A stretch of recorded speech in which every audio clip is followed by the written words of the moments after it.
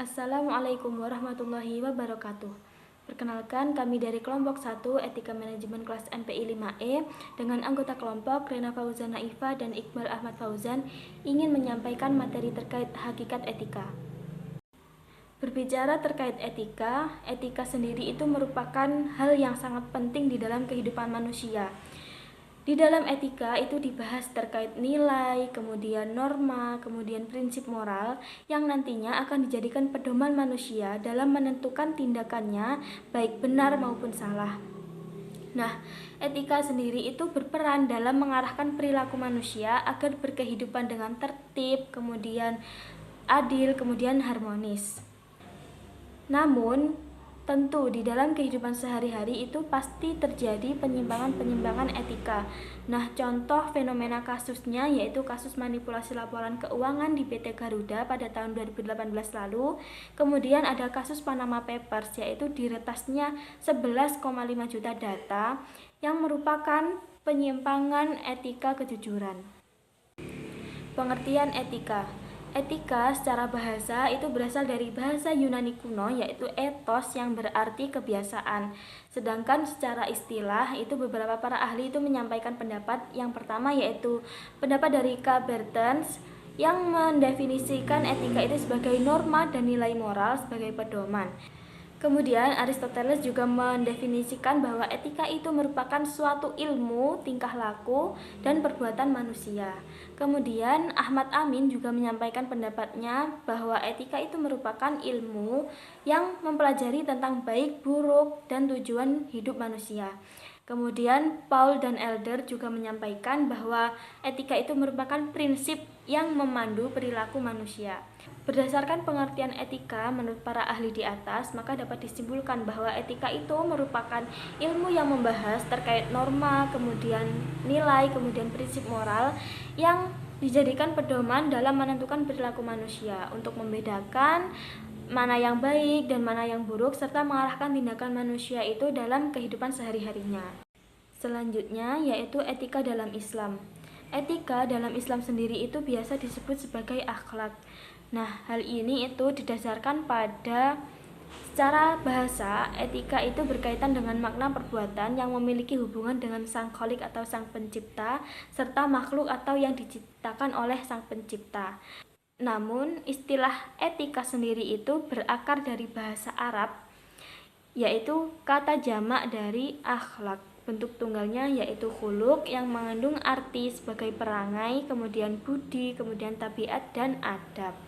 Jadi dapat diartikan menurut Islam etika itu bisa disebut sebagai akhlak, kemudian budi pekerti, kemudian adab atau kesopanan. Etika dalam Islam sendiri itu mencakup 4 hal. Yang pertama yaitu hubungan dengan Allah, kemudian yang kedua hubungan dengan Rasulullah, kemudian yang ketiga yaitu hubungan dengan manusia dan alam. Kenapa 4 hal ini itu disebutkan dalam Islam? Karena di dalam kehidupan manusia tentu seorang muslim itu tidak akan lepas dengan 4 hal tersebut. Ciri khas dari etika dalam Islam yang pertama yaitu pengawasan secara menyeluruh, yang kedua kebajikan mutlak, yang ketiga kemantapan, dan yang keempat kebaikan menyeluruh. Adapun sumber utama etika Islam itu didasarkan pada Al-Quran dan As-Sunnah. Kedua sumber ini memberikan pedoman tentang bagaimana cara berbuat baik. Al-Quran dan As-Sunnah itu dijadikan sebagai rujukan utama bagi umat Islam dalam menentukan sikap serta perilaku yang benar sebagaimana telah dicontohkan dan dijelaskan oleh Rasulullah SAW melalui perbuatan beliau yang bersandar pada wahyu Allah yaitu Al-Quran. Jadi, etika dalam Islam itu sebagai konsep yang melibatkan perilaku lahir dan batin yang berakar pada akhlak serta berlandaskan Al-Quran dan As-Sunnah. Etika dalam Islam itu menuntut penerapan nilai-nilai mutlak yang bersifat dinamis sesuai zaman dengan tujuan membentuk pribadi yang bertakwa, kemudian bertanggung jawab secara menyeluruh baik kepada Tuhan, kemudian sesama manusia maupun dengan alam lingkungan sekitar. Baik, saya akan melanjutkan pembahasan dari Mbak Rena, yaitu tentang fungsi, manfaat, dan macam-macam etika. Pada dasarnya, etika berperan sebagai dasar norma yang menilai, menentukan, dan menetapkan bagaimana suatu tindakan manusia itu baik buruk, mulia, terhormat, hina, atau tercela. Dalam fungsi ini, etika tidak hanya menjadi acuan moral saja, tetapi juga mengarahkan, memberikan batasan, dan memberi pedoman bagi manusia dalam bertindak agar sesuai dengan nilai-nilai kemanusiaan dan norma sosial yang berlaku. Singkatnya gini, etika itu semacam aturan yang tak tertulis, membantu kita membedakan mana yang pantas dan mana yang tidak pantas. Etika bukan cuma soal ini baik atau ini buruk, tetapi memberikan arahan dan batasan supaya tindakan kita tetap sesuai dengan nilai kemanusiaan dan norma sosial. Jadi etika itu bisa diibaratkan dengan rambu-rambu kehidupan, seperti itu. Sebagai contoh, misalnya karena kita dalam dunia pendidikan, seorang guru tidak hanya mengajar pelajaran, tapi juga memberi teladan etika seperti bersikap adil kepada murid. Jika mana murid itu yang pintar maupun yang masih berkesulitan, guru tetap memperlakukan mereka dengan hormat dan adil. Jadi guru tidak membedakan mana yang pintar dan mana yang belum pintar. Jadi semua disetarakan dalam proses pembelajaran, seperti itu. Fungsi etika sebagai berikut. Untuk yang pertama, tempat untuk mendapatkan orientasi kritis yang berhadapan dengan berbagai suatu moralitas yang membingungkan. Yang kedua, untuk menunjukkan suatu keterampilan intelektual, yakni suatu keterampilan yang berargumentasi secara rasional dan kritis. Yang ketiga, orientasi etis yang diperlukan dalam mengambil suatu sikap yang wajar dalam suasana pluralisme. Etika manajemen memiliki peran penting dalam mendukung tercapainya tata kelola organisasi yang sehat dan berintegritas. Di sini saya akan membahas manfaat dari penerapan etika manajemen. Untuk yang pertama, membentuk budaya organisasi yang berintegritas. Etika manajemen menjadi sebuah landasan untuk menciptakan budaya sekolah yang sehat, adil, dan transparan. Akan menumbuhkan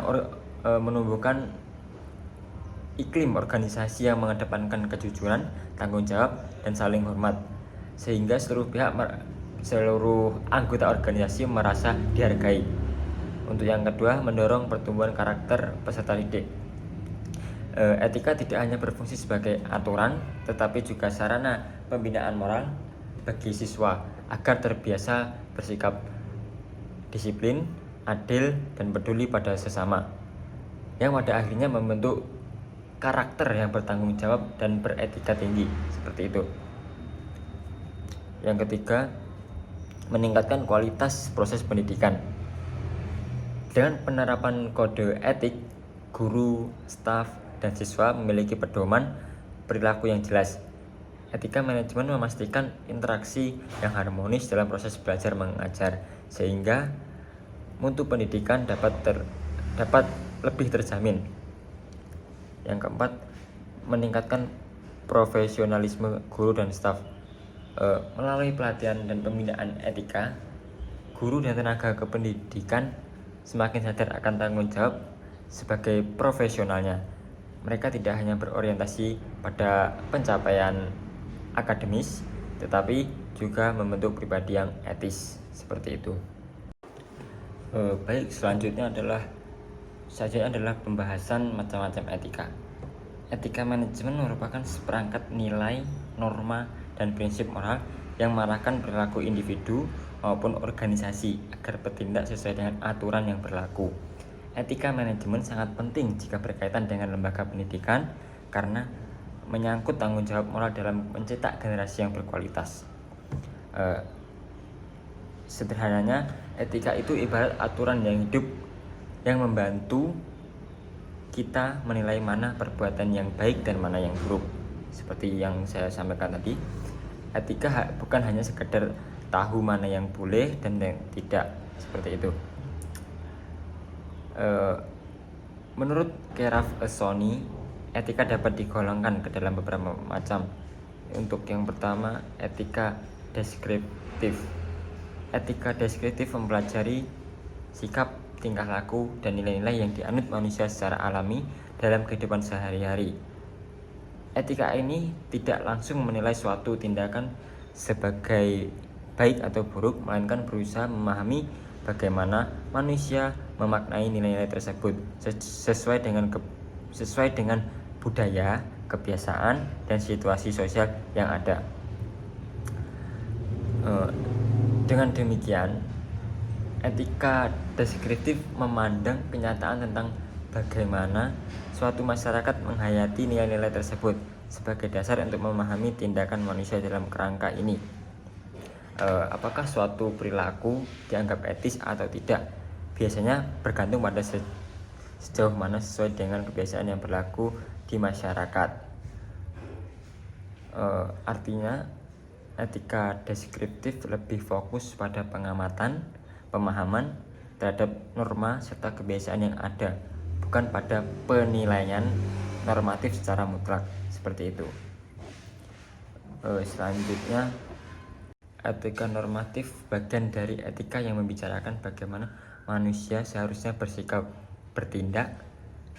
Pokok pembahasannya adalah tentang perilaku yang dianggap baik, ideal, dan bernilai dalam kehidupan sehari-hari, serta menghindari tindakan yang buruk.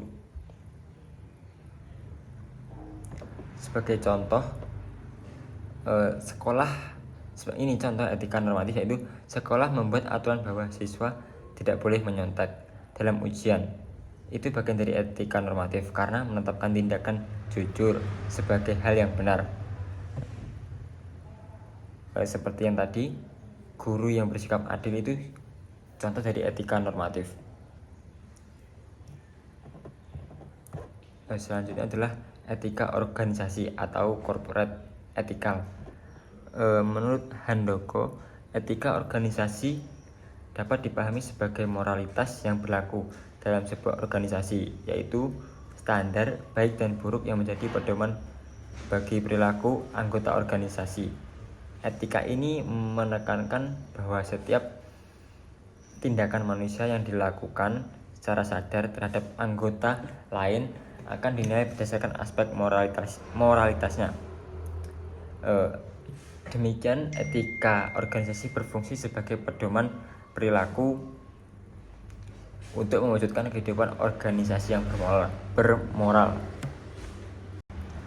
Sebagai contoh dalam etika organisasi yaitu keadilan. Jadi keadilan dalam pembagian tugas, entah itu tugas apa aja, dan sesuai dengan tupoksinya masing-masing. Jadi tidak memberikan tugas berat kepada satu orang saja, dan tugas dibagi rata dan sesuai dengan porsinya masing-masing. Seperti itu dalam etika organisasi. Selanjutnya ada metaetika. Metaetika berasal dari kata Yunani meta yang artinya melampaui atau melebihi. Jadi metaetika tidak membahas tentang moralitas secara langsung, seperti menilai apakah satu tindakan baik atau buruk yang tadi. Metaetika justru mempelajari konsep-konsep, istilah, dan bahasa yang digunakan dalam membicarakan moralitas. Ibaratnya gini, metaetika berada di tingkat yang lebih tinggi dibandingkan etika praktis karena fokusnya pada bahasa etika, cara berkata-kata moral digunakan, artinya apa dan bagaimana logikanya. Metaetika ini berkembang bersama dengan filsafat analitis, sebuah aliran filsafat abad ke-20 yang fokus pada analisis bahasa, seperti itu. Karena hubungannya dengan filsafat analitis, metaetika ini juga kerap disebut sebagai etika analitis. Salah satu topik utama dalam metaetika adalah pertanyaan is atau on. Pernyataan ini mengajukan pertanyaan apakah fakta is bisa secara logis mengarah pada keharusan atau kewajiban moral, atau on. Ini penekannya pada pentingnya nilai, norma, dan prinsip moral sebagai pedoman perilaku individu dan organisasi saat krusial untuk mewujudkan tanggung jawab moral dan mencetak generasi yang berkualitas. Sebagai contoh, misalnya tadi di etika normatif dilarang menyontek karena menyontek itu salah, jadi jangan dilakukan. Sedangkan metaetik malah bertanya, apa arti salah itu? Apa salah hanya karena melanggar aturan sekolah atau karena bertentangan dengan nilai moral universal? Sebagai contoh lain, untuk etika normatif siswanya harus menghormati guru. Nah, untuk metaetika, mengapa kita menyebut menghormati guru itu baik? Apakah karena budaya, agama, atau karena nilai moral objektif yang berlaku untuk semua orang? Seperti itu. Baik, selanjutnya adalah kesimpulan. Etika merupakan landasan penting dalam kehidupan manusia karena berfungsi sebagai pedoman untuk membedakan mana yang baik dan mana yang buruk. Dalam perspektif umum, etika dipahami sebagai ilmu membahas norma, nilai, serta prinsip moral yang mengaturkan perilaku manusia. Sedangkan dalam Islam, etika identik dengan akhlak yang mencakup hubungan manusia dengan Allah Subhanahu wa taala, sesama manusia, dan alam semesta, sehingga memiliki dimensi yang lebih luas dan mendalam. Sumber etika dalam Islam yaitu didasarkan pada Al-Quran dan As-Sunnah. Selanjutnya adalah fungsi etika tidak hanya sebagai acuan moral, tetapi juga sebagai sarana pembinaan karakter, penguatan profesionalisme, serta penjamin terciptanya kehidupan yang adil, harmonis, dan bermartabat. Dalam konteks manajemen, etika berperan penting untuk membangun budaya organisasi yang sehat, meningkatkan kualitas interaksi, serta memastikan tata kelola yang berintegritas. Melalui penerapan etika yang konsisten, organisasi maupun lembaga pendidik maupun mewujudkan tujuan yang lebih mulia dan berkelanjutan. Macam-macam etika yang dibahas tadi ada etika deskriptif, etika normatif, etika organisasi, dan metaetika. Menunjukkan bahwa etika tidak hanya dipahami dalam tata teoritis, tetapi juga harus diterapkan dalam kehidupan nyata. Oleh karena itu, pemahaman tentang hakikat etika sangat signifikan bagi individu maupun organisasi agar senantiasa menjunjung tinggi nilai moral dalam setiap tindakan. Dengan demikian, etika menjadi fondasi utama untuk membentuk pribadi yang berakhlak mulia, masyarakat yang beradab, serta sistem manajemen profesional dan berintegritas. Terima kasih, kami dari kelompok 1 telah membahas hakikat etika mata kuliah etika manajemen. Terima kasih. Wassalamualaikum warahmatullahi wabarakatuh.